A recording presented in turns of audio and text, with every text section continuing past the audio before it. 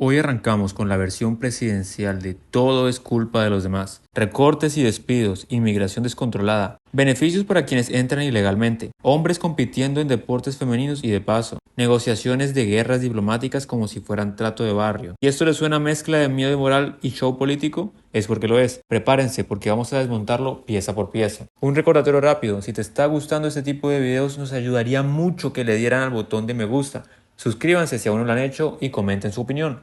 El 98% de quienes nos ven todavía no están suscritos y juntos podemos hacer crecer esta comunidad. Ahora sí, pasemos con la noticia.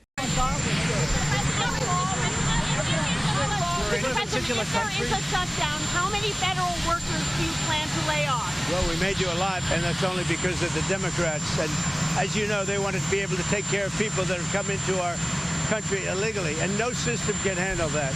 And so we're totally opposed on that. But we can't take it. We just can't do it. I'd love to do everybody. I'd love to do the whole world. But our country can't handle people that come into our country illegally. And they want to give them full health care benefits.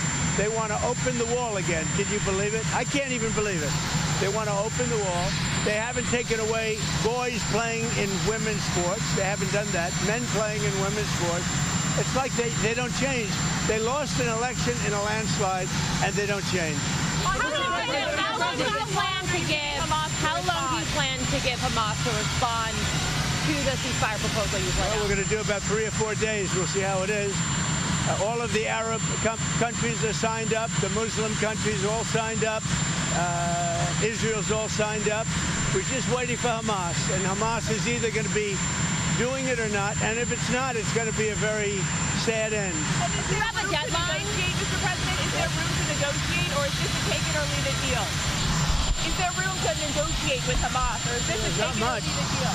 You know, with Hamas, we want very simple. We want the hostages back immediately, and we want some good behavior. And, you know, it's pretty simple. You don't get simpler. Think of it. We've signed every country in the Middle East.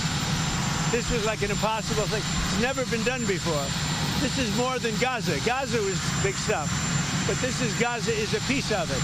And if they reject the deal, you said that Israel has your backing to do whatever they need to do. What do you envision that I will let them go and do what they have to do. They can do it pretty easily. I would let them go and do what they have to do. You know, we've killed about 25,000 Hamas. So certainly they paid a big price for October 7th. And this is a whole new group. You know, they come in and they come in and they keep coming. But this is a whole different group. And their leadership has been killed 3 different times. So they paid a big price. We hope that they're going to have a nice, calm life. Maybe it won't happen. But if it does, it'll be one of the greatest things ever to happen. We'll have actual peace in the Middle East. Are you preparing to take strikes against drug gangs in Venezuela, sir? We'll see what happens with Venezuela. Venezuela has been very dangerous with drugs and with other things. And they've been very, very dangerous. So we'll see what happens with Venezuela. We had a lot of drugs coming in through water. We call it water drugs, just a simple term. We don't have any boats on the water. There are no boats. There are no fishing boats. There are no anything. So we hit a number of boats. You probably saw that. And since we did that, we have absolutely no drugs coming into our country via water because it was lethal. And now we'll look at cartels. We're going to look very seriously at cartels coming by land. What do you plan to tell the Department of War in this address? Why gather all the generals in one place for a speech? Well, this is only an esprit de corps. You know what esprit de corps is? This is only a spirit. We're going to be talking to him. Pete Hegseth is talking right now. I'm going to have to leave because I have to talk to him. But these are our generals, our admirals, our leaders. And it's a good thing. A thing like this has never been done before because they came from all over the world. And there's a little bit of expense, not much, but there's a little expense to that. We don't like to waste it. We'd rather spend it on bullets and rockets, frankly. But this was the one time we had to do a great spiritizing. It's going to be great. I've seen it already. We have every general, every admiral. We have great people. We have our real warriors over there. And when they're not good, when we don't think they're our warriors, you know what happens? We say, you're fired. Get out. We had some real bad ones last time. You know, I rebuilt the military, the entire military. but I had a couple, and I had unbelievable people. To do that, you have to, but I had unbelievable people in there, but I also had some bad ones at the top, like Millie and Mattis and Jesper. I called him too, always too late Jesper. He was horrible.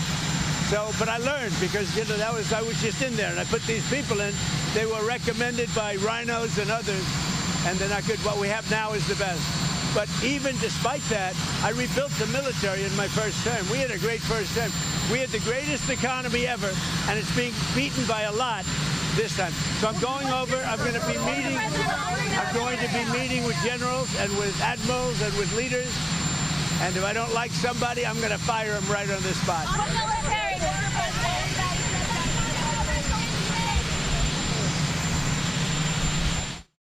That was President Trump speaking just moments ago prior to his board. En este fragmento, el presidente acusa a los demócratas de querer abrir la frontera y entregar atención completa en salud a quienes entran ilegalmente. Habla de la imposibilidad del sistema para manejar la inmigración.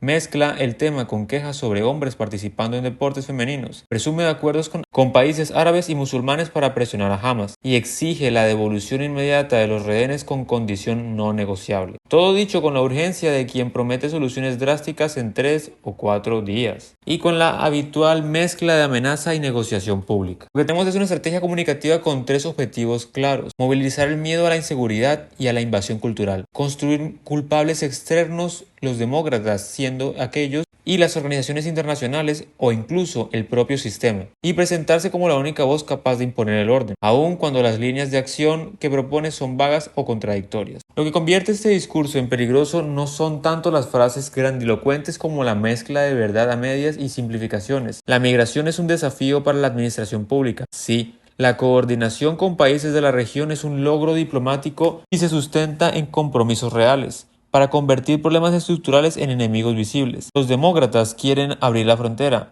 Es evitar la responsabilidad y desviar los debates hacia la emoción en lugar de hacia las soluciones técnicas. Inversión en control fronterizo eficaz, procesos de asilo con capacidad política y la integración que reduzcan incentivos a la explotación y la violencia. Aquí hay política de teatro con efectos reales sobre vidas y servicios públicos. Hay avances diplomáticos que podrían ser positivos, pero están siendo entregados envueltos en una retórica que polariza y simplifica hasta lo irresponsable. Si queremos soluciones, necesitamos debates con datos, no con discursos para titulares. Si este análisis te resultó útil, no olvides suscribirte, darle un like y compartir este video. Como dijimos al inicio, el 98% de quienes nos ven no están suscritos. Ayúdanos a crecer esta comunidad y llegar a los 1000 suscriptores. Nos vemos en el próximo Rumor de Estado.